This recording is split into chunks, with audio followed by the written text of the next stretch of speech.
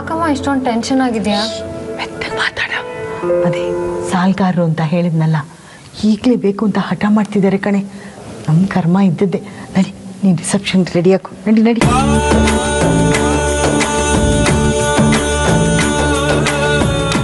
ನೋಡಿ ಅಂಕಲ್, ನಮ್ಮ ಬಾಬಾ ಹೇಗೆ ಹೀರೋ ತರ ಕಾಣ್ತಿದ್ದಾನೆ.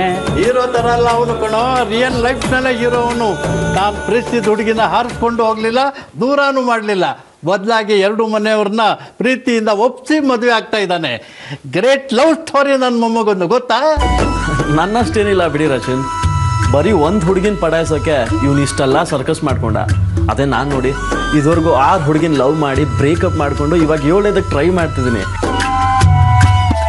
ಎಲ್ಲ ನಿನ್ನ PUC ಫೇಲ್ ಆದವ್ ನೀನು ಲವ್ವಲ್ಲಿ PhD ಮಾಡಿದ್ಯಲ್ಲ. ಅದನ್ನ ಯಾರು ಲವ್ ಅನ್ನಲ್ಲ, ಚಟ ತೀರ್ಸ್ಕೊಳ್ಳೋದು ಅಂತಾರೆ. ನನ್ನ ಮಗನೇ, ಒಬ್ರ ಜೊತೆ ಲೈಫಲ್ಲಿ ಒಂದೇ ಒಂದ್ಸಲ ಆಗುತ್ತಲ್ಲ, ಅದು ನಿಜವಾದ ಲವ್. ಅದು ಮಿಸ್ ಆಗಿ ಇನ್ನೊಬ್ರ ಜೊತೆ 2ನೇ ಸಲ ಆಗುತ್ತಲ್ಲ, ಅದು ಅವಶ್ಯಕತೆ. 3-4ನೇ ಸಲ ಆದ್ರೆ ಇವನ್ ಥರ ಅದನ್ನೆಲ್ಲ ಲವ್ ಅಂತ ಯಾರು ಅಂತಾರ? ಚಟ ತೀರ್ಸ್ಕೊಳ್ಳೋದು ಅಂತಾರ.